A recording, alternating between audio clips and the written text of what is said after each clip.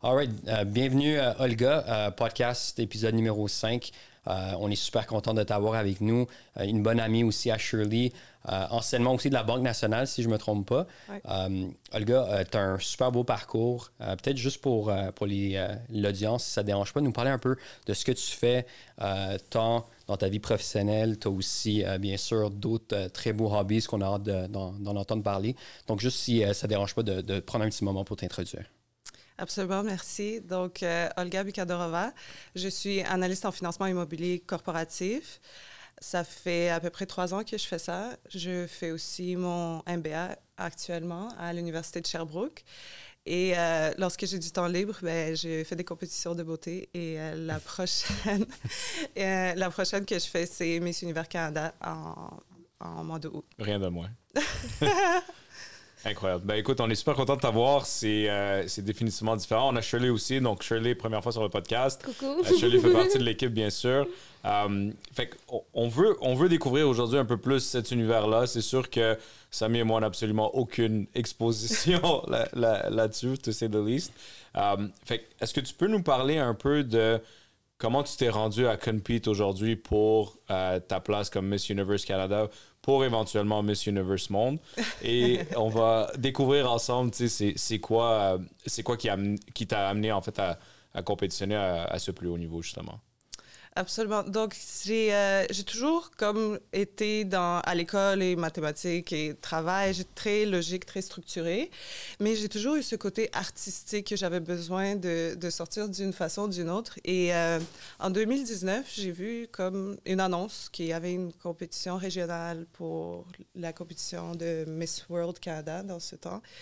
Et je me suis dit, wow, est-ce que comme... Peut-être que je pourrais faire ça. Tu sais, les filles ont l'air tellement belles, elles ont l'air confiantes. Et j'ai toujours eu ce rêve en moi. Et puis je me suis dit, c'était comme, wow. J'étais genre en amour total avec le sentiment d'être sur scène, de pouvoir être autour des filles qui étaient aussi inspirantes parce que je pense que c'est un monde qu'on ne connaît pas vraiment. On dit que c'est juste superficiel, mais comme sisterhood que tu vis pendant une semaine avec ces filles-là, c'est absolument incroyable. Non. Tu partages des expériences que tu vas toujours t'en rappeler et ça t'inspire à toujours devenir mieux dans tout ce que tu fais. Et voilà, c'est comme j'ai eu la puce, comme on dit, et j'ai continué là-dedans. Very nice. Puis, juste par curiosité, est-ce que tu avais comme un peu un background dans la mode ou pas du tout? Juste en 2019, tu es allé première fois, puis the rest is history. Non, c'est ça. Parce que je suis aussi immigrante. Je suis arrivée au Canada à l'âge de 10 ans.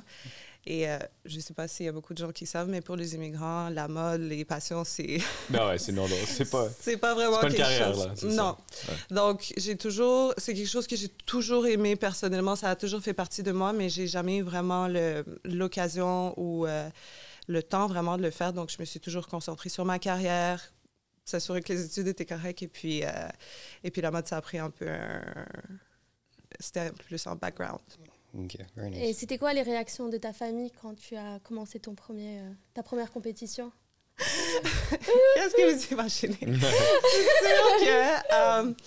C'est sûr qu'au début, mes parents étaient sceptiques. Ils étaient comme, OK, c'est quoi? Qu'est-ce que tu... Et c'est ça la question qui revient souvent aussi, c'est quoi que ça t'apporte?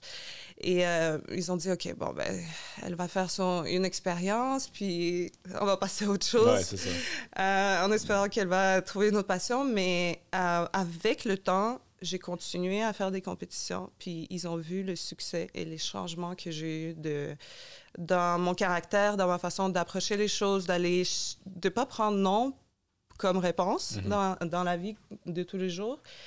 Et finalement, ils sont vraiment fiers. Et ma mère, elle montre comme les photos à tout le monde. À son père. Regarde, c'est ma fille. Donc, ouais, ils sont très fiers. Ils sont contents maintenant de tout ce que j'ai accompli. Et ça fait du bien d'avoir leur support parce que ça me donne la confiance de continuer. Ouais, non, c'est sûr. Mais c'est ça, c'est surtout chez les parents immigrants. Je pense qu'au début, c'est comme un gros non jusqu'à temps que tu montres que tu es capable d'avoir du succès. Puis tu bâtis une crédibilité, et après ça, ils sont comme les parents les plus fiers, right? Oui, exact. Et c'était quand, t'avais quel âge, en fait, la première fois, justement, que tu étais allé à Miss World ou que tu avais eu ton premier exposure? J'avais...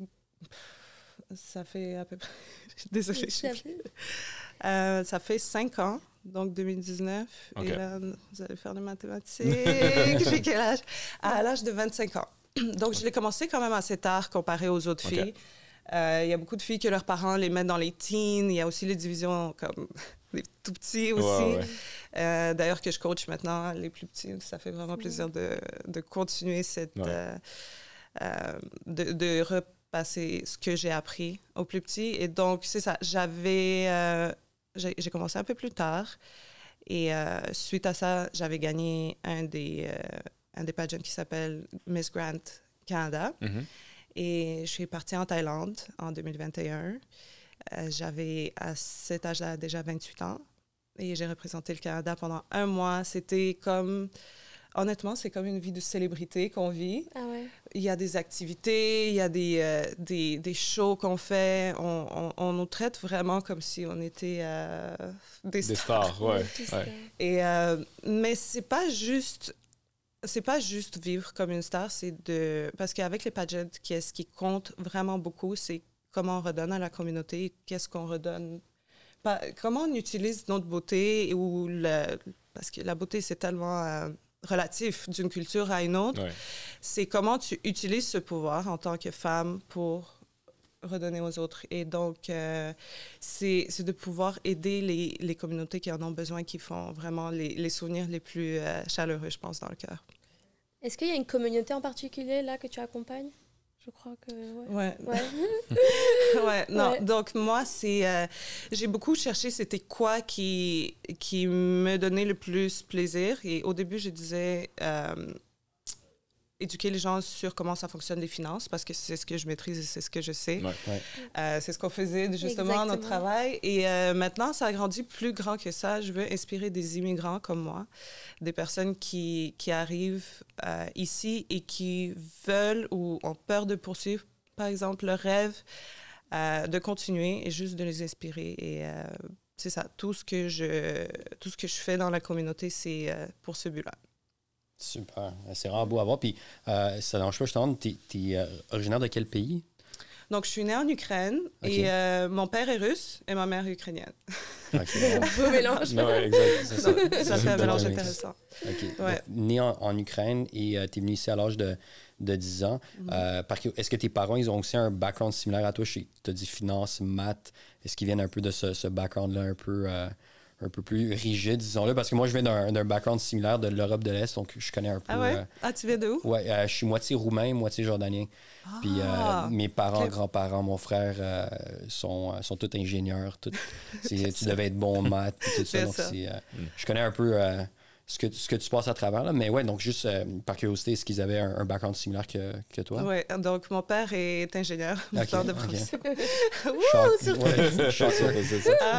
Puis oui, ma mère, elle a fait une maîtrise en finance, mais elle n'a jamais vraiment travaillé dans le monde de finance parce qu'elle était mère au foyer quand on était en Ukraine. Et puis quand elle est arrivée ici, vu qu'elle n'avait pas vraiment d'expérience, elle a dû trouver quelque chose d'autre à faire. Mais mon père avait un doctorat en physique d'une université en Russie. Et mon père, c'est quelqu'un qui m'a toujours inspirée parce que je l'ai toujours trouvé comme mon super-héros, vu à ses capacités intellectuelles. Et c'est lui qui m'a inspirée d'aller dans les chiffres, dans les finances. Et puis, je l'ai vu refaire complètement parce que quand on est arrivé ici au Canada, son diplôme n'a pas été reconnu. Et donc, il a dû travailler pendant la nuit dans une usine. Et pendant le jour, il allait à l'école polytechnique pour refaire son ingénieur. Et après quelques années, il a enfin et il a passé l'ordre et maintenant il pratique comme ingénieur électrique. Donc, mon père, ça sera toujours mon inspiration. Ouais, c'est super inspirant. Vraiment inspirant. Puis je voulais juste rajouter là-dessus. Est-ce que tu sens que son éthique de travail t'a aussi... c'est un peu un exemple pour toi parce que tu jongles vie professionnelle en même temps qu'un parcours qui, je suis sûr, est extrêmement demandant. Donc, comment est-ce que tu gères ces deux mondes-là, ces deux professions en même temps? Donc, comment est-ce que tu trouves même le temps dans une journée pour faire tout ça? C'est sûr que je manque beaucoup de sommeil, je dors pas beaucoup.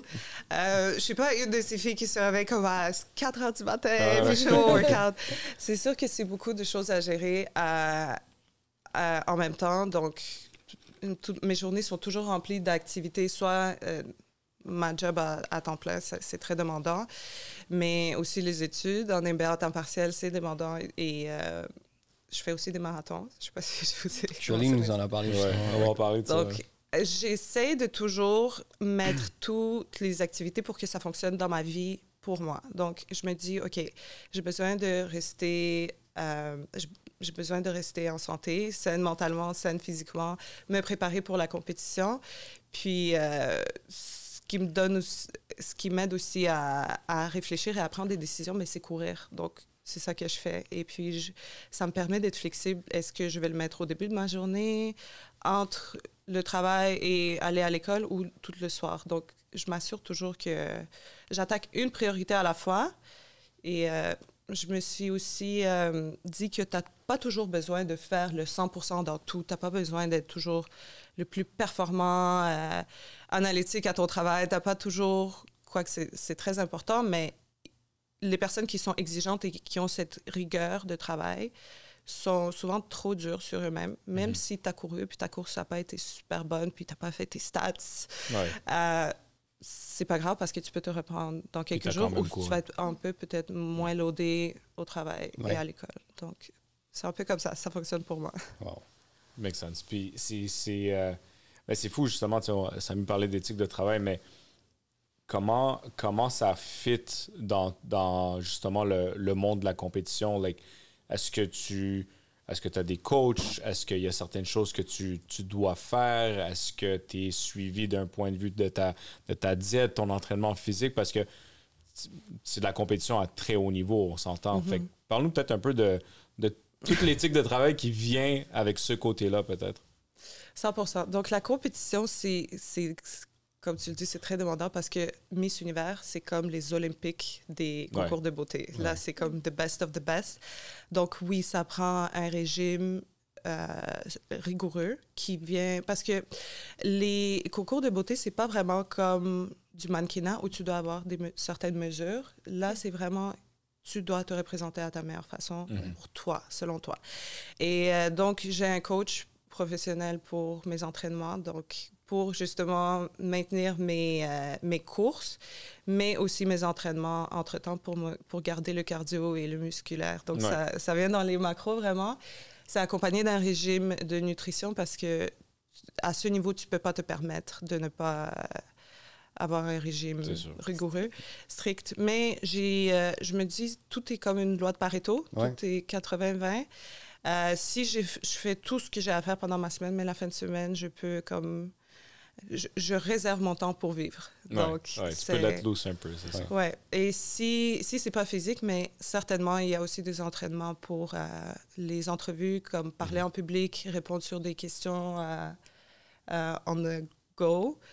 Il y a aussi il y a les coachings pour la marche, parce que la marche pour les mannequins, c'est pas la même chose que pour les concours de beauté.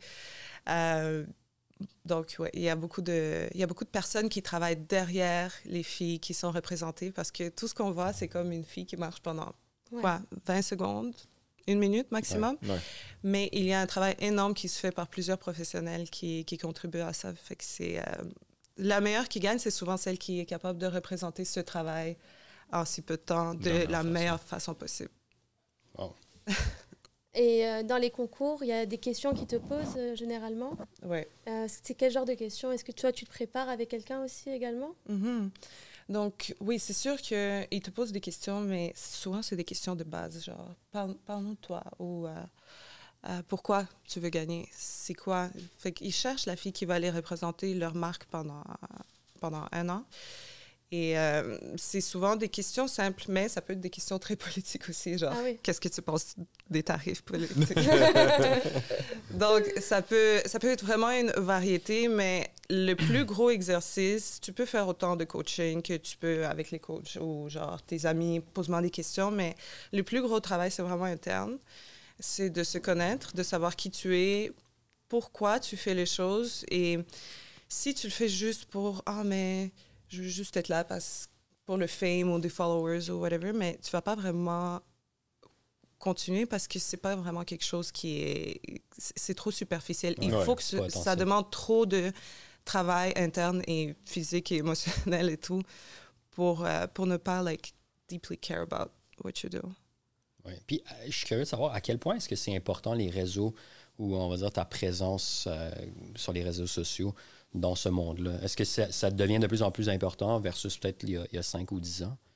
Oui, je dirais que c'est très important parce que tu dois être capable de communiquer avec les gens, tu dois être à l'aise devant une caméra, tu dois aussi connecter avec les gens. Puis je pense qu'en 2025, c'est impossible de ne pas le faire sans réseau. Mm-hmm. Je pense que le nombre de followers, c'est pas autant important que ta façon de pouvoir connecter avec ton public. Ouais. Parce que la jeunesse sont tous sur TikTok, puis tu dois être capable d'aller chercher le monde de tous les âges et toutes les générations. Really nice. puis mais justement, en parlant de réseaux sociaux, est-ce que c'est quelque chose éventuellement... Mais, let's say, when you win... on parlait de manifesting tantôt. J'adore. Mais comment ça se joue par la suite? C'est sûr, ça amène énormément de visibilité. C'est sûr que, comme tu dis, les réseaux sociaux jouent un gros rôle là-dedans maintenant.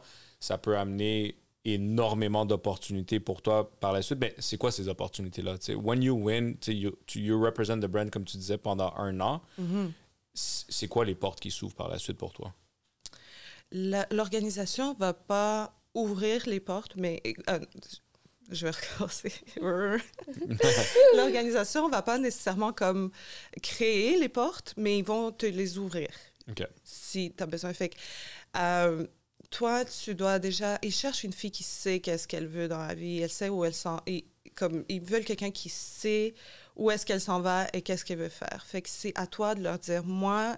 Quand je vais avoir ce titre-là, voici qu'est-ce que je veux faire. C'est pas juste comme, ben j'arrive puis j'attends que les opportunités viennent à moi. Tu dois avoir un plan, tu dois savoir comment tu vas... Ils vont te suivre. Oui, et puis eux, ils vont dire, OK, moi, j'ai tous ces contacts-là, j'ai toutes ces choses-là. Toi, Olga, qu'est-ce que tu veux faire? Qu'est-ce que tu veux démontrer? Puis on va t'accompagner, on va t'aider là-dedans et on va travailler avec toi sur qu'est-ce que tu veux travailler.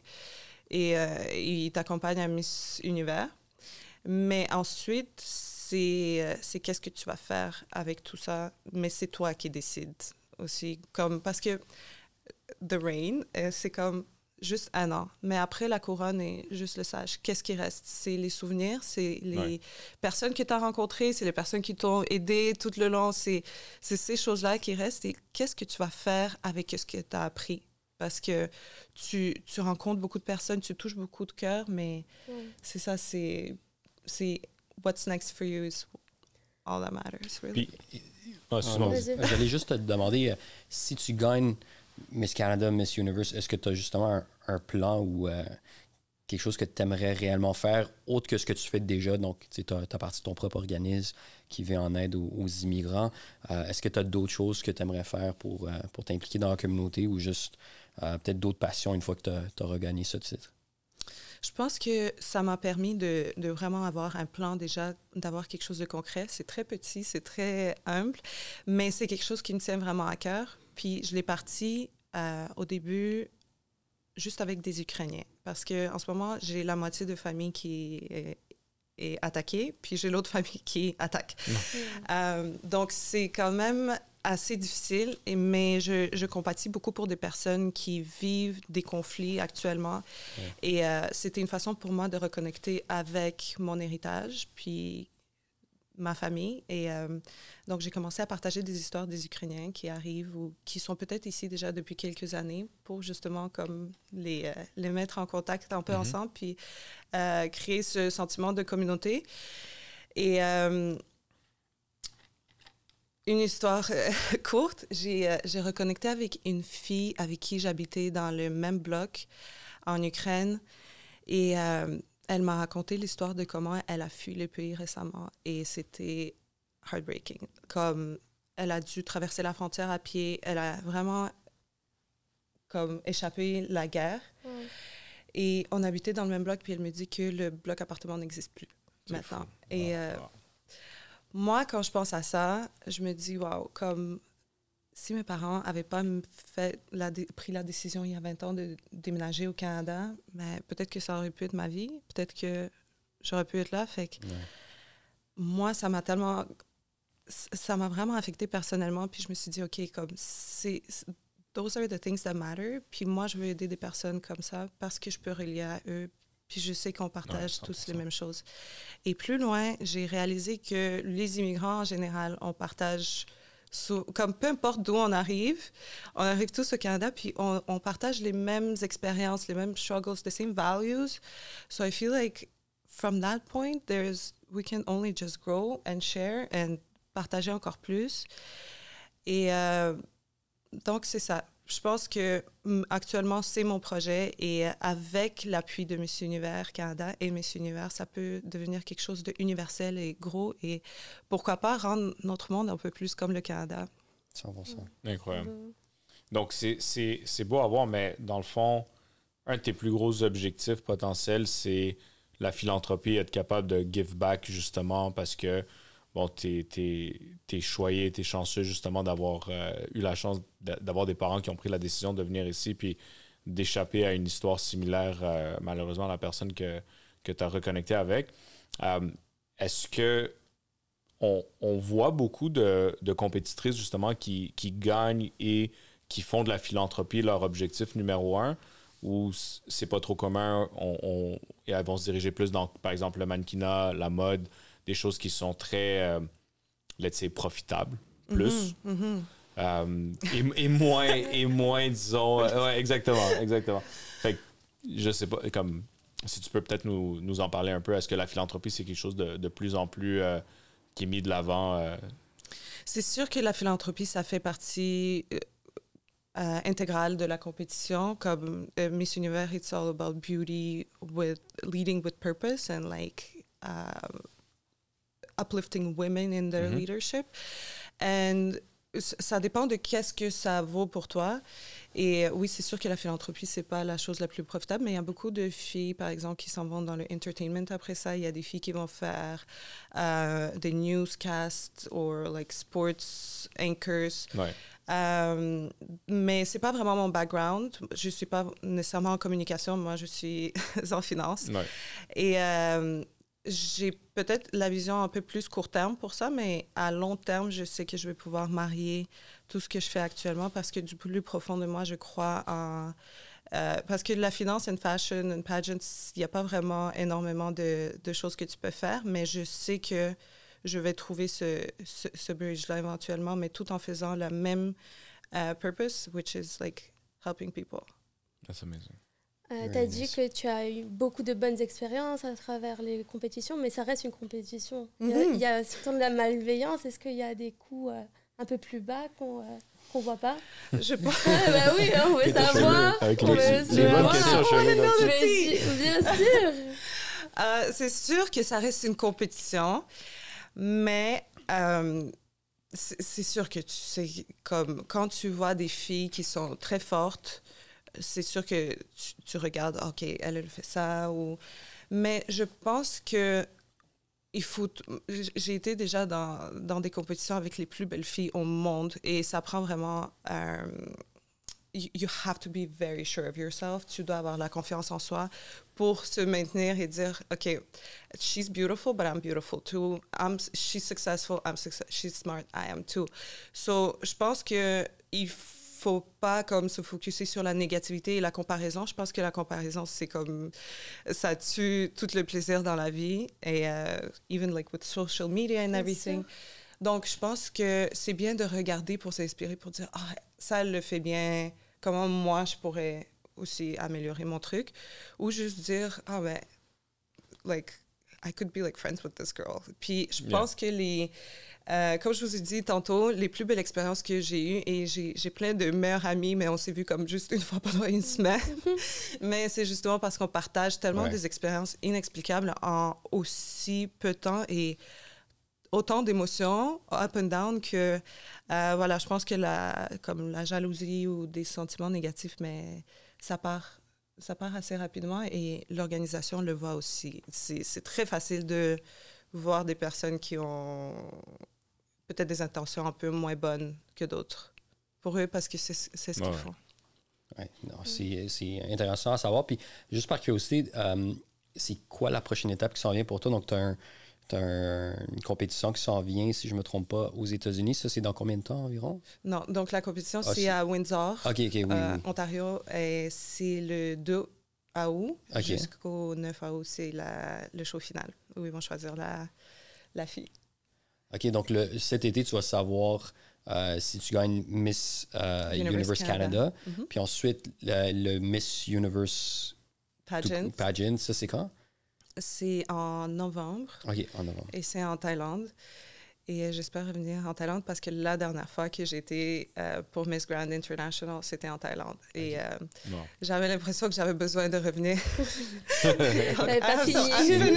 Exactement. Et tu nous as dit off-camera, mais officiellement, ils ont maintenant changé aussi l'âge pour participer à Miss Universe. Donc, dans le temps, peut-être nous le partager. Là, tu connais un peu plus les détails, mais techniquement, maintenant, beaucoup plus de femmes à travers le monde puissent participer et compétitionner. C'est bien ça? Oui, exactement. Donc, j'avais commencé quand j'avais 25 ans, comme je l'avais dit. Et puis, le but, c'était comme d'essayer de experience more on stage and like to be more confident and to project myself better. And c'était comme des milestones que j'avais envie d'accomplir. Et donc, j'ai fait une compétition Top Model of the World. C'était en Égypte. Ça, c'était une expérience vraiment incroyable.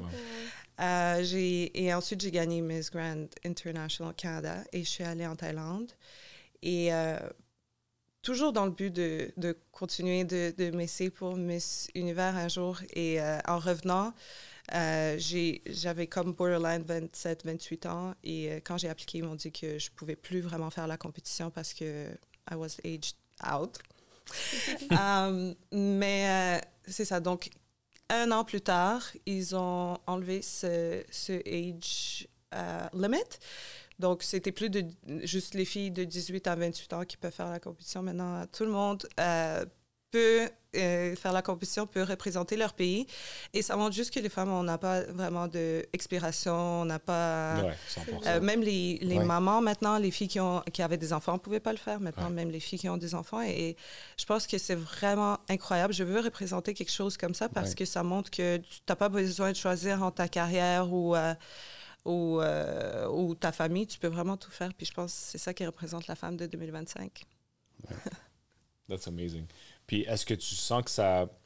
Est-ce que enlever le age gap complètement, comme le age limit complètement, est-ce que tu sens que ça augmente la compétition ou d'un point de vue... Ben, c'est sûr, je veux dire, tu vas être capable de compétitionner, mais est-ce que... Je sais pas, est-ce qu'il y a des préjugés de dire comme, OK, la beauté d'une femme, par exemple, dans ce genre de compétition-là, elle va être dans son prime à l'âge de, je sais pas moi, 22 ans, and like une femme de 37 ans qui peut être extrêmement belle, comme tu disais tantôt, c'est relatif bien sûr, ben elle aura juste par son âge, elle n'aura pas les mêmes la même opportunité, disons, de compétitionner ou d'être sur stage qu'une femme de 22 ans. Est-ce que tu penses qu'après un certain âge, it's like there's not even a point to compete? Non, moi je pense que tout le monde devrait pouvoir faire la compétition. Puis moi, personnellement, moi, ça m'a permis de continuer mon rêve. Puis pourquoi pas si une fille à 60 ans veut aller faire la compétition, why not? 60 is the new 30. Like, That's it. I'm just like, there's no limit to women doing whatever they want to do. For the longest time, we've been told that, okay, you have to do this or that. Or même moi, je viens d'un environnement, on m'a toujours dit, OK, il faut que tu ailles à l'école, il faut que tu aies ton diplôme, tu trouves ton travail. Paf, tu te maries. Yeah, that's it. Et tu as des enfants. Yeah. Et à 30 ans, comme dans ma culture, je suis censée être mariée et avoir des enfants. Puis c'est quand même une pression, mais à chaque fois que j'appelle mon père, il me dit, bon, est-ce que tu vas me dire que tu vas te marier enfin? Mais donc, oui, pour moi, même si, malgré que je ne fit pas dans le standard soviétique exemplaire, je pense qu'on devrait juste faire qu'est-ce qu'on aime, puis il n'y a pas vraiment de règles ou de définition what's like good or perfect. Puis à la fin de la journée, la gagnante, ça va être la personne que l'organisation pense qu'elle va représenter et qu'est-ce qu'elle a fait avec sa vie au moins au point où est-ce qu'elle est. Donc, amazing. Nice. Yeah. Et puis, la compétition que tu as maintenant à Windsor, est-ce que des filles avec qui tu compétitionnes, tu en as qui sont justement tes amis aussi? Ou tu les connais ou pas vraiment? Donc, j'ai fait la compétition l'année dernière et j'ai été fourth runner-up. OK. Wow. Et j'étais tellement proche et je me rappelle, j'étais sur scène et genre, ils avaient annoncé le top 5 et j'ai dit, oh my God, comme, it could happen, it could be me. And then ils m'ont annoncé, genre, parce qu'ils annoncent le fourth runner-up en premier, OK, après je c'est comprends. third, second, and the winner. I was like, okay, no, I have to come back. Like, I'm so close, like, I have to come back. And that's when I decided, sur ce moment, j'ai dit, OK, je reviens. Et oui, c'est sûr que la troisième runner-up, c'est devenu une de mes coachs. Elle est ouais. newscast anchor. Elle est vraiment incroyable dans la communication. Et puis, c'est elle qui me soutient, c'est elle qui me montre comment faire. Donc, ça crée vraiment des liens avec les femmes, plus que des amitiés, je dirais. C'est vraiment comme des mentors qui deviennent. Mais cette année, pour être très honnête, j'aime pas regarder la compétition parce que j'aime ça comme focus inwards. Et après, une fois qu'on va être là, là, on va pouvoir let go and let loose and like live the experience to the fullest. Et une semaine avant une compétition, qu'est-ce que tu fais? Genre vraiment, tu donnes tout, tu relaxes, Je donne tout parce que j'aime ça procrastiner. Ah voilà, attends la dernière minute. Tu donnes un boost pendant 7 jours. Ouais, exact. Moi, j'aime ça travailler, like living on edge. But no, c'est parce qu'il y a tellement de choses toujours à préparer. D'habitude, avant une compétition, tous les outfits, tu veux que toutes tes idées soient claires dès que tu arrives, que tu n'as pas vraiment à réfléchir, mais à juste exécuter. OK. Et, mais cette année, je suis quand même très en avance. Comme toutes mes outfits sont préparés, toutes mes robes sont déjà dans les... you have like those Ziploc bags, puis t'as genre au détail, comme ça va être quoi the earring and like the shoe that you... Wow. Comme ça, t'as aucune énergie à dépenser sur ça pour réfléchir à qu'est-ce que tu vas comme porter physiquement, et comme ça, tu peux vraiment rester dans le moment mentalement et rester présent. Et comment ça se passe une semaine entière? C'est quoi le procédé Donc, du moment qu'on arrive, on a comme the registration day, donc toutes les filles se rencontrent. Après, ils te disent à peu près c'est quoi les activités, mais tu sais pas exactement. Okay. Ça fait partie de la compétition pour être comme prête à tout. Okay. Mais c'est des journées très longues. Donc, on commence, ils vont par exemple te dire, OK, à 7 heures du matin, tout le monde se rencontre. We're taking the bus and then we're going to our activity. Porter quelque chose de casual. Okay. Puis les activités, c'est quoi habituellement? C'est juste pour like get people together as much as possible, or?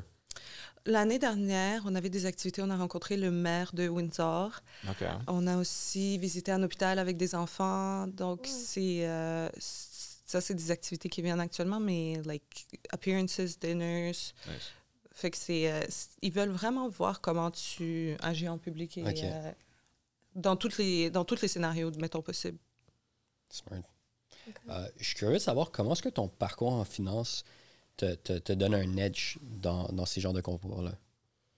C'est vrai que c'est très rare de rencontrer une fille analyste en finance.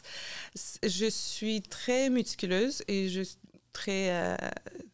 je porte beaucoup d'attention aux détails. J'aime ça analyser. Je peux analyser comme pendant des heures et des heures. Des fois, c'est comme it becomes exhausting. Parce que je suis certaine que vous pouvez relier à ça. Dans une analyse financière, c'est jamais vraiment exhaustif. Il y a toujours comme quelque chose d'autre que tu peux faire et tu dois te dire, OK, j'arrête maintenant. Ouais, absolument.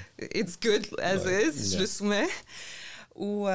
Donc, je pense que le fait que je suis aussi attentionnée aux détails et d'avoir travaillé dans les banques, mais ça aide aussi à être financially smart and like, you know, have little projects here and there and figure out how to make your way.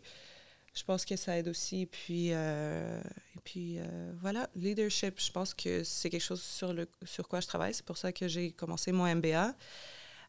Parce que juste pour vous donner du contexte, je travaille dans l'immobilier corporatif. Et moi, j'étais très curieuse à savoir comment ça se passe dans le contexte des développeurs? Parce que nous, on voit juste le côté financement, mais je voulais comprendre comment une entreprise fonctionne comme un écosystème. Et c'est ça que mon MBA me permet vraiment de faire, c'est de comprendre ce contexte-là, de voir plusieurs points de vue et de ressortir encore une fois le leadership. Really nice. Amazing. Puis, est-ce que tu as une aspiration spécifique pour ta carrière en finance? Est-ce que tu te vois, par exemple, dans 5 ans, 10 ans, faire quelque chose de spécifique? C'est vraiment drôle parce que en arrivant ici, je pensais à ça. Puis il y a 5 ans exactement, je rêvais d'être au point où je suis aujourd'hui. Ah, c'est bon. Et j'ai toujours voulu, comme on my mood board, j'ai toujours voulu me spécialiser en finance, en immobilier et faire mon MBA éventuellement. Donc, avoir accompli ces choses-là, j'ai toujours su que je voulais rester dans ce domaine. Ensuite, je pense pas que j'ai comme it's not about like your title for me, it's about what you do. Et je pense que quand je regarde ma vie dans 10 ans, c'est sûr que je vais autant avoir une famille, mais aussi réussir en financement et en immobilier, où j'aurai un rôle où je vais avoir un impact. Et je pense que ça, c'est important. Quand tu aides les gens, quand tu fais de l'impact, peu importe, quand tu as de l'impact, peu importe si c'est un client ou à ton entreprise ou des gens autour de toi, je pense que ça fait toute la différence. Et je sais que ça serait ça pour moi. Oui. Je ne sais pas si c'est une bonne réponse. Oui, non, tout à fait. Tout à fait, c'est sûr. Et tu veux toujours te lancer comme coach pour les jeunes filles Tu sais qu'est-ce que je regrette? On n'a jamais parti notre business. Je le sais. C'est bon, ça. Charlotte, tu veux nous annoncer quelque chose? Ça y est, je vous quitte, les gars. C'est trop bon. Non, mais à chaque fois qu'on s'asseyait ensemble, on partait des idées. Comme avec vous, hein, je veux dire, ça s'arrête pas d'avoir des idées de business. Et c'est comme ça qu'on a évolué. C'était quoi, juste par curiosité, c'était quoi certaines idées? C'était quoi notre idée? Comment Charlie, c'est le secret. C'était de faire les... c'était comme le temps des... Tu sais, les gâteaux que... oui. That you break, le chocolat. Ouais. C'était trop... Et on était les pionniers. Personne n'avait cette idée. Exactement. On avait le matériel, on savait qu'est-ce qu'on allait faire. On est allé dans une chocolaterie aussi pour faire les moules et tout. On avait le style pour le marteau, on voulait savoir comment on allait faire. Qu'est-ce qui s'est passé alors? Pourquoi vous n'avez pas pull the trigger?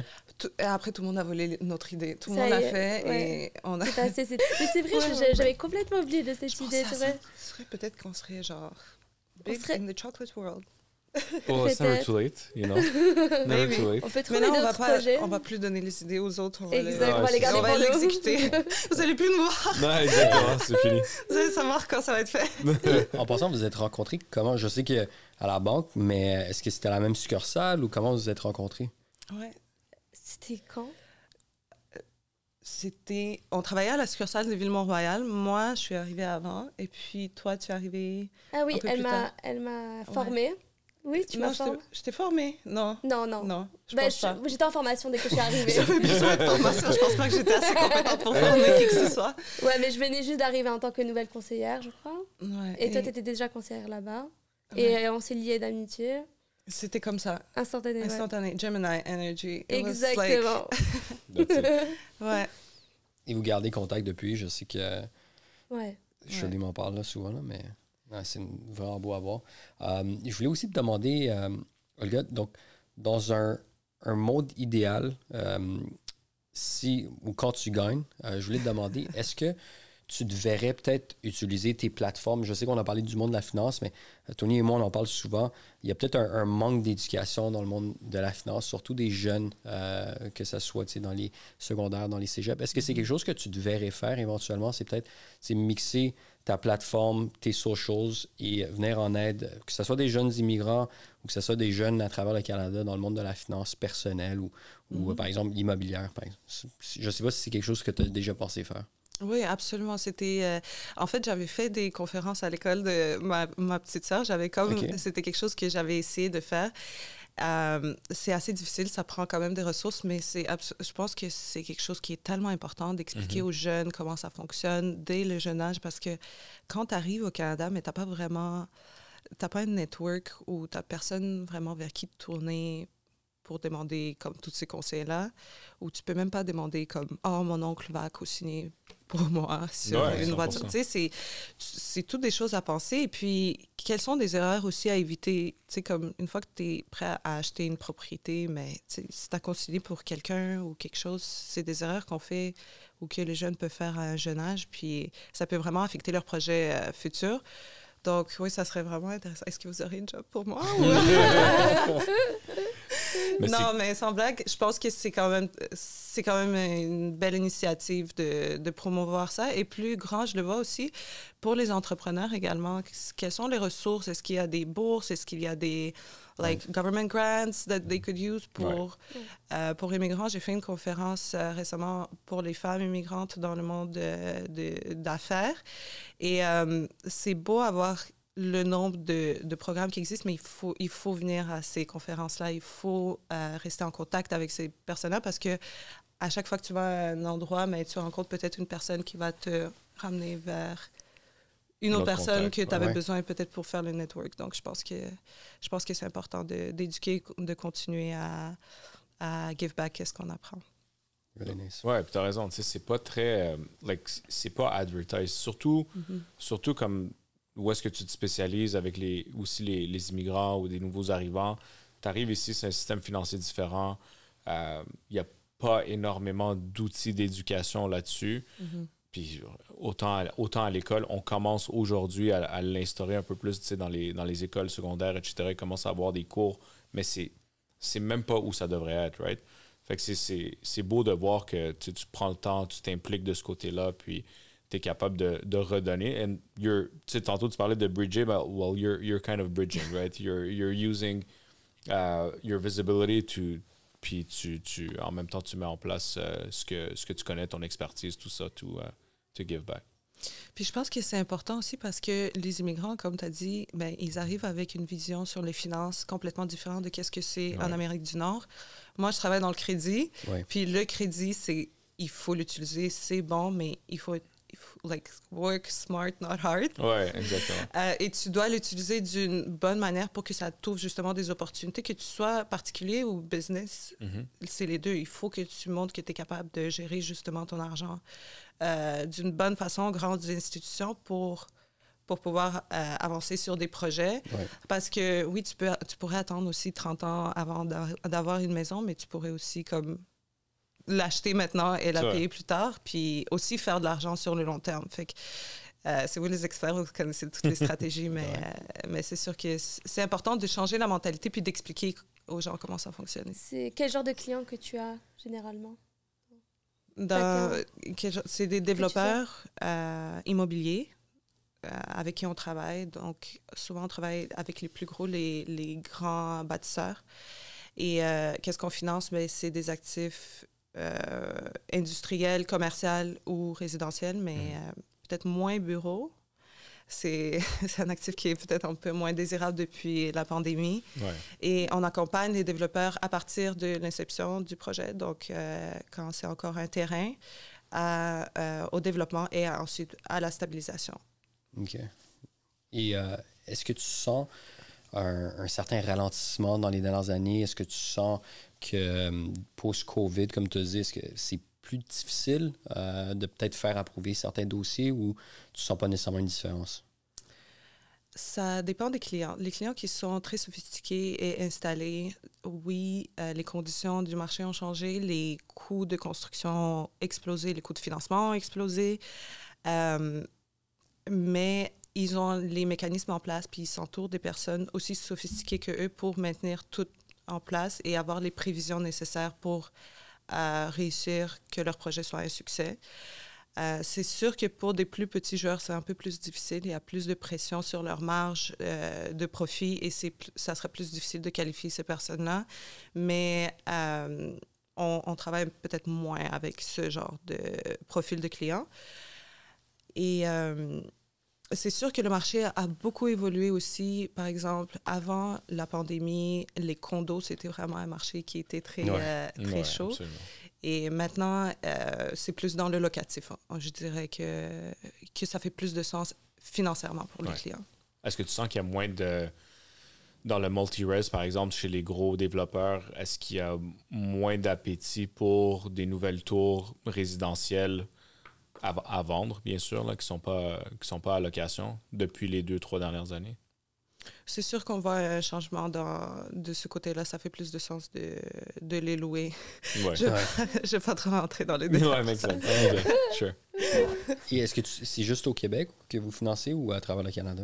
Ontario, BC? Donc, nous, on est comme toute une grosse équipe sur le niveau national, OK. mais nous, on est la division de Québec. OK, division de Québec. Ouais. Puis, juste par curiosité, donc, c'est quoi? Ça a l'air d'un 9 à 5, ta job actuellement? Ouais. Oui, ça Ouais, m'intéresse. exact. OK. Et c'est vraiment après les heures de travail que tu fais tout le reste. Donc, autant le coaching que tu fais, l'organisme, et c'est te préparer pour ton prochain concours, right? C'est juste après les heures de travail. Ou les week-ends aussi, les j'imagine. week-ends, mais parfois, le travail, c'est demandant aussi. Des fois, on a des périodes où des révisions annuelles ou des nouveaux dossiers sont... donc, j'attaque une priorité à la fois. Comme je disais, des fois, il faut rester plus tard. Il faut rester jusqu'à 10 heures ou on travaille jusqu'à ce qu'on finisse le dossier pour le faire. Mais je compense toujours. C'est comme... Je regarde toujours qu'est-ce que je dois faire comme priorité. OK, je fais ça. Puis après ça, je fais mes coachings. Puis j'essaie de placer toujours mes journées pour rester occupée et d'être toujours efficiente avec mon temps parce que ça passe tellement vite. On est déjà en juin. Ouais. Et c'est ça. À chaque minute que j'ai de disponible, j'essaie de le booker pour des préparations pour la compétition. Oh. C'est bon. Insane. Puis, tu as parlé tantôt de marathon. Est-ce que c'est quelque chose que tu as pick up récemment avec le gros running trend ou ça fait longtemps que tu cours et tu as juste décidé d'être peut-être amener ton côté compétitif puis genre faire des marathons? On dirait que tout le monde court maintenant. Ouais, tout le monde court. Tout le monde court. Tous les gens dans leur trentaine, on dirait que... C'est exact, c'est ça. Low impact sport, exact. Mais je pense que ça a vraiment commencé pendant la pandémie parce que les gyms étaient fermés. Ouais. Puis comme on avait besoin d'être Ouais. outdoorsy puis faire des activités. Pour moi, ça a commencé pendant la pandémie parce que mon gym était fermé. Puis je me suis dit, OK, j'ai jamais couru avant. J'avais comme les souliers, genre, qui étaient pas adéquats pour courir du tout. Et c'est comme ça, je faisais comme, OK, 30 minutes d'activité sportive par jour, juste pour soit une marche, soit une course. Et finalement j'ai... je pense que le côté compétitif a vraiment Il a pris le dessus. Et je me suis dit, OK, je vais faire le challenge. Et donc, j'ai aimé faire le 10 et ensuite, j'ai fait le 21 demi-marathon. Et j'ai tellement aimé ça que je me suis dit, OK, le sentiment, comme on dirait que c'est le sentiment de désespération, mais aussi de gratitude que tu as comme de ne pas avoir lâché, de continuer. 100%. Je pense que la course, c'est tellement mental parce que beaucoup de décisions sont prises là aussi. Quand je n'arrive pas à me décider sur quelque chose, c'est là où je me dis, c'est ça que je dois faire. Fait que je trouve que c'est comme une méditation aussi en même temps. C'est vrai. J'aimerais ça faire le gros marathon aussi, le vrai 42. Éventuellement, pas cette année.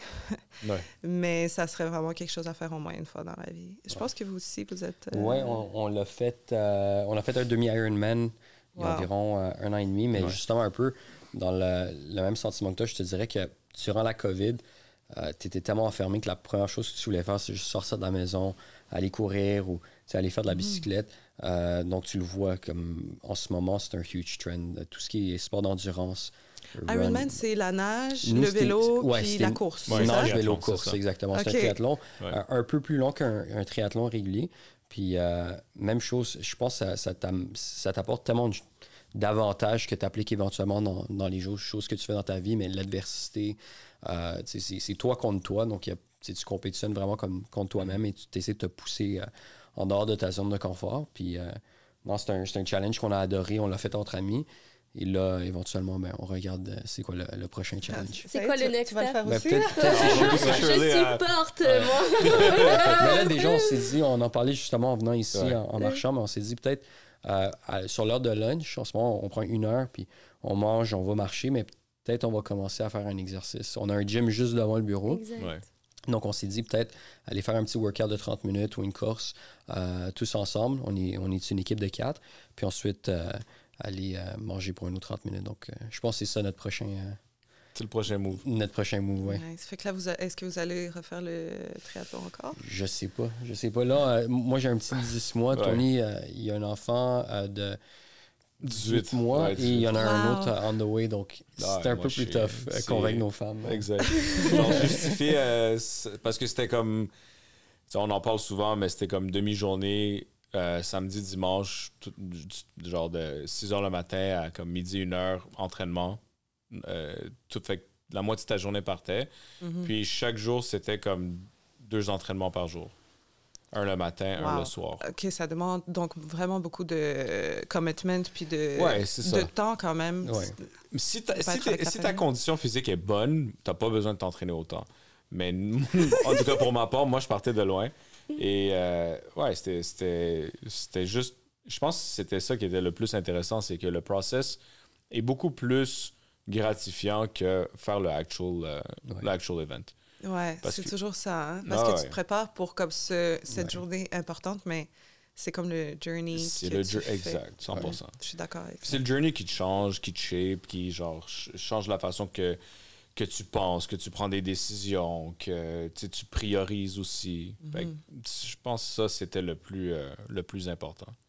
Ouais. Moi, j'étais un peu turned off après l'avoir fait, honnêtement. Ah J'étais tellement tanné de comme, me réveiller, aller nager. J'ai vendu faire sa du- bicyclette. Ah ouais, c'est ça. Je voulais plus rien savoir, mais maybe one day. Like running, je pense que ça reste quelque chose que j'apprécie faire. Biking too, genre just being outside, I mean, it's fun. Mais le faire comme pour compétitionner, genre juste faire du mileage, I mean, je sais pas. Mais je pense que c'est important, il faut que ça reste comme un plaisir. Faut que ça soit parce le que fun, quand exact. ça devient plus le fun. Moi aussi, je l'ai déjà, tu sais, comme quand même pour un demi-marathon, il faut que tu te maintiens. Ouais. Ouais. J'ai justement je cours le 21 à Ottawa ce week-end. Ah, Ok, nice. Good luck. Merci, j'avais besoin. Et donc, des fois, ça devient désagréable parce que tu dois comme... You committed to it, puis tu dois suivre le plan. Ouais. Puis des fois, ça devient long, là, faire des 18 km alors que comme Ouais. t'as des choses à faire, ça... C'est ça. C'est ça. C'est quand même... ouais, mais ça reste quand même un très beau sport, puis ça maintient en forme et je vous admire d'avoir fait ça, c'est vraiment cool. C'est pareillement. Honnêtement, Oui, je sais même comment tu trouves le temps de le faire avec tout ce que tu fais en même temps. Donc, c'est chapeau. Je voulais te demander, est-ce que tu as un coach de course spécifiquement ou tu as comme un trainer qui est vraiment plus, tu sais, autant workouts, running ou genre diet? Comment ça fonctionne en ce moment, ta structure? Donc, avant, l'année dernière, j'étais plus en boxe avec course. Mais cette année, j'ai un coach à qui je dis toujours j'ai un nouveau challenge, puis figure it out, comme essayer de le mettre dans un plan d'entraînement. Donc, shout out à Abou. Il habite en France, en fait. Et puis, lui, il coach des athlètes professionnel de soccer. Oh, wow. Il n'a jamais eu quelqu'un comme moi qui a une vie aussi chaotique. Mais l'entraînement est très similaire aussi dans les exercices, puis l'intensité, puis le cardio. Donc, c'est souvent similaire. Qu'est-ce qu'on doit faire? Et donc, c'est ça. À toutes les quelques semaines, il m'envoie le nouveau plan. Il dit, OK, tu es rendu où? Tu as une course à accomplir. OK, donc tu dois faire ça cette semaine. Tous les jours, c'est différent. Il me dit c'est quoi ton horaire et puis il essaie de l'éparpiller dans mes semaines pour que je puisse accomplir la muscu, le cardio et puis des fois quand t'as mal quelque part, tu sais, faire du vélo, peut-être moins. D'ailleurs, il faut que j'aille voir un physio pour mes genoux parce que c'est plus pareil comme c'était avant. Et donc, il dit combien de kilomètres courir et même ta nutrition, est-ce qu'il te dit genre... Pour la nutrition, non, c'est une nutritionniste, mais tout est pris en considération de combien je dépense en énergie pour justement pouvoir arriver à mes objectifs. Mais c'est rien de sorcier parce que ça ressemble quand même à des entraînements des boxeurs, par exemple, parce qu'eux, ils ont, par exemple, un poids où est-ce qu'ils doivent être avant la compétition, mais ils ont un programme avant qu'ils doivent suivre pour rester en shape. Donc, ça suit un peu le même parcours. Je dirais parcours, oui. Puis est-ce que c'est tough d'atteindre ce goal weight-là pour la compétition? Moi, c'est pas le goal weight, c'est plus comment je me sens, puis c'est vraiment comment je me sens. Les niveaux d'énergie et est-ce que c'est dur? Oui, parce que c'est difficile de tu dois être rigide avec toi-même. C'est comme un enfant que tu dois éduquer et à qui tu dois dire, OK, est-ce que ça, c'est bon pour toi? Et je pense que c'est comme dans tout, il faut juste que tu restes discipliné parce que, oui, des fois, on a juste envie d'aller manger du McDo après une longue journée. Mais est-ce que c'est bon pour moi? Non seulement pour ma santé, mais pour mon objectif, parce que j'ai une compétition dans pas long. Il faut que je reste disciplinée. Mais comme j'ai dit tantôt, j'essaie d'avoir une balance dans tout. Puis on est tous humains, on doit comme vivre aussi, d'avoir du fun, je pense. T'as des moments de relâche particuliers, genre dans l'année? Genre plus vers l'hiver, non? Ouais, voilà. Tu binges. Je pense que l'hiver, tout le monde relâche, c'est ça qui arrive. Oui, pendant les fêtes, surtout. Voilà, exactement. Les fêtes des immigrants, là, oui, là, tu te relâches. Oui, c'est ça. Tout ce qui est Noël, les gens mangent beaucoup. Moi, je bois beaucoup. Mais... mais surtout, les parents immigrants, ils comprennent pas ça. Genre, ils comprennent pas le lifestyle d'avoir une diète. Non, c'est ça. Ils comprennent pas... maman, tu manges... Il faut que tu manges comme le truc super calorique. Comme, non, je dois aller courir demain. Je peux pas faire ça. Ouais, quand tu viens chez eux, genre un samedi, dimanche, puis ils préparent tout, puis t'es comme... Ouais, tout le take-out, genre, dans les lunchbox. Mais non, mais je pense que c'est important, comme tu as dit, tantôt, la loi de Pareto. On l'applique pas mal dans tout ce qu'on fait, puis autant dans la diète, dans l'entraînement, peu importe. Tu dois aussi être capable de déconnecter un peu, de vivre, puis d'enjoy. Écoute, genre un footing incroyable à Montréal, ou peu importe, si tu travailles super fort pour atteindre un objectif, ben, tu es en Thaïlande, tu veux en profiter. Like, you want to let loose a bit. Donc, non, je suis 100% d'accord avec toi. Comme être 100% dans une stricte diète ou dans un certain entraînement physique, c'est pas le fun. Puis tu vas pas stick to it parce que ça va juste devenir chaotique. Puis pour toi, ça vaut pas la peine. Mais c'est ça. Je pense que c'est encore tellement plus gratifiant une fois que comme tu atteins tes objectifs, puis tu l'as fait, puis tu es fier de toi de l'avoir accompli. Tu es comme, OK, là, je mérite vraiment de like this supper or this meal, ou vraiment de enjoy et en profiter. Je pense que c'est ça qui rend les choses encore plus spéciales. Oui, 100%. Moi, j'ai une question pour toi qui est unrelated to like the whole prep, mais j'étais vraiment curieux de savoir, like, dans la compétition, tu sais, genre, il y a de plus en plus de chirurgie esthétique, tout ça. Comment ils évaluent ça? Est-ce que tu as le droit? Est-ce qu'il y a des choses que tu n'as pas le droit de faire? Est-ce qu'il y a des choses qui te pénalisent? Est-ce qu'ils cherchent vraiment la beauté naturelle le plus possible? Like, is there like a grid on which like you get rated or I don't know, like qualified? Comment ça fonctionne? J'adore la curiosité. Mais il n'y a pas vraiment comme un grid. C'est sûr que le standard de beauté a beaucoup évolué depuis, genre, mettons, Miss Universe, quand c'était encore M. Trump qui l'avait. C'était comme un certain standard de filles qui étaient comme qui se ressemblaient à travers les cultures, tu sais, qui avaient les mêmes traits. Puis maintenant, les formes, je pense qu'on a vraiment beaucoup questionné avec comme les événements récents. On a beaucoup, like we've criticized what that standard used to look like. So, I mean, surgery now is like, if you want to do it, then do it. And if it looks good, amazing, you know? It's like, je pense que c'est vraiment toi, est-ce que tu aimes ça, puis c'est tout ce qui est important, mais il n'y a pas vraiment de grid comme tu ne vas pas gagner ou perdre des points parce que tu l'as fait ou pas. Je pense que l'important, c'est que si tu le fais, il faut que ça remonte ta confiance et que you should be like happy and proud of it. Je pense que c'est la seule façon que ça sert, c'est que ça devienne pas comme une obsession de tout le temps, like 100%. Run after something. Alors c'est autorisé. Oui, bien sûr. Je ne croyais pas que c'était autorisé. Ouais, moi, j'étais curieux. Je me disais comme... Parce que moi, je pensais que oui. Ah ouais? Parce que ça défie le purpose. Même dans les bodybuilding, tu sais, comme les bikini competitions, puis genre, je pense que c'est maintenant autorisé comme d'avoir des chirurgies plastiques. Mais est-ce qu'à un certain moment, c'était interdit ou pas? Non, jamais? Non, je pense pas. OK, moi, j'avais compris la question. De l'autre côté, je pensais que comme... Pardon. Anyways, c'est bon. Non, c'est ça. J'étais juste curieux parce que je me dis, like, tu gagnes basé sur ta beauté. Tony veut compétitionner dans quelque chose. Non, moi, c'est pour ça. Je vais avoir besoin de chirurgie. Mais il y a des compétitions pour les hommes aussi. Ah ouais? J'allais te demander. Il y en a pour les hommes? Oui. Sérieux? Ouais. Mais c'est pas aussi populaire. C'est quoi le nom? Justement, mon directeur... il cherche des participants. Il cherche des participants. Oui, mais il a une franchise ici. Et puis, un des étudiants qu'il a comme coaché, puis envoyé à la compétition, il a gagné la compétition internationale Cavaliero del Mundo ou quelque chose comme ça, si je ne me trompe pas. Ah, j'ai déjà vu de quoi là-dessus. Voilà votre prochaine Johnny, voilà.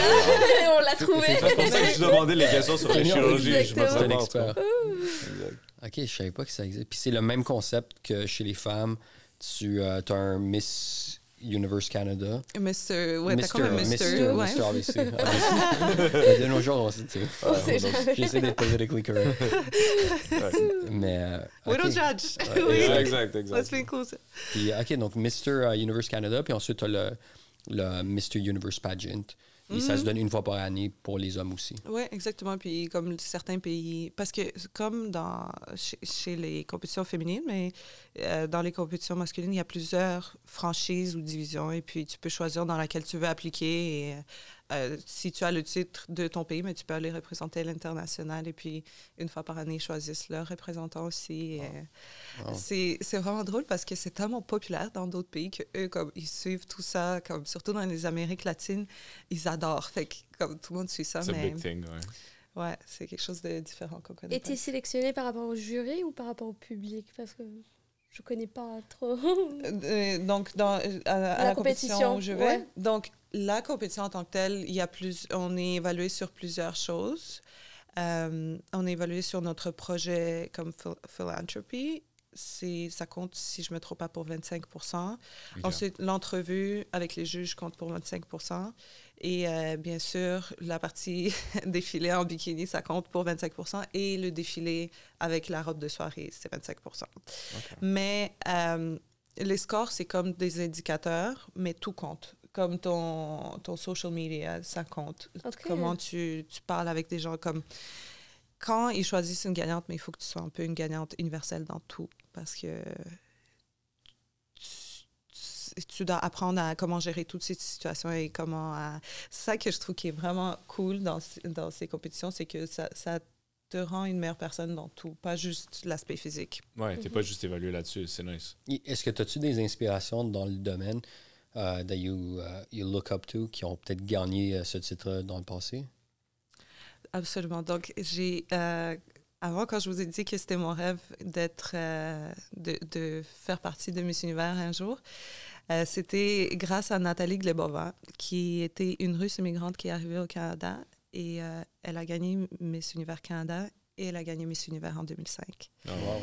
Et donc, je me rappelle encore quand j'étais derrière ma télé VHS en Ukraine, je regardais et j'étais comme « Wow, elle vient du Canada, mais son nom, on dirait une madame russe. » Ça sonnait comme européen et puis je me rappelle, on était tellement fiers comme nation pour elle, comme toute l'Europe était comme « Wow, regarde, elle est d'origine russe puis elle a quand même gagné au Canada puis elle a gagné dans le monde. » Donc, c'était vraiment mon inspiration puis je me suis dit « Wow, comme peut-être qu'un jour, ça serait possible pour moi. » Et finalement, elle est devenue ma coach aussi. C'est quelqu'un qui me mentor et avec qui j'ai eu la chance de travailler. Elle m'a supportée mentalement pendant mes compétitions. Et maintenant, elle habite en Thaïlande, fait que j'ai pu la rencontrer en Thaïlande quand je suis allée. Oh, oui. C'est beau. Ouais. Est-ce que le Canada a gagné depuis 2005? Non. Non? OK. Non. So 20 Mais years. bientôt. 20 Ce years. serait fou, ça. Mais bientôt, là. Genre, même background, c'est ta coach, ce serait like the perfect story. Like, I mean, if you win. And when you win. 2025. Yeah. Ouais. OK, donc depuis 2005, on n'a pas gagné.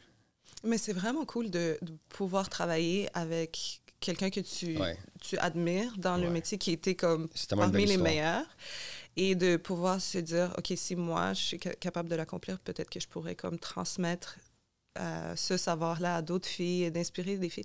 Même si je ne gagne pas, si je suis capable d'inspirer une autre fille ukrainienne ou pas, 100%. de pouvoir juste continuer, pourquoi pas, si elle peut juste comme relate to me puis se dire, ah, elle me ressemble.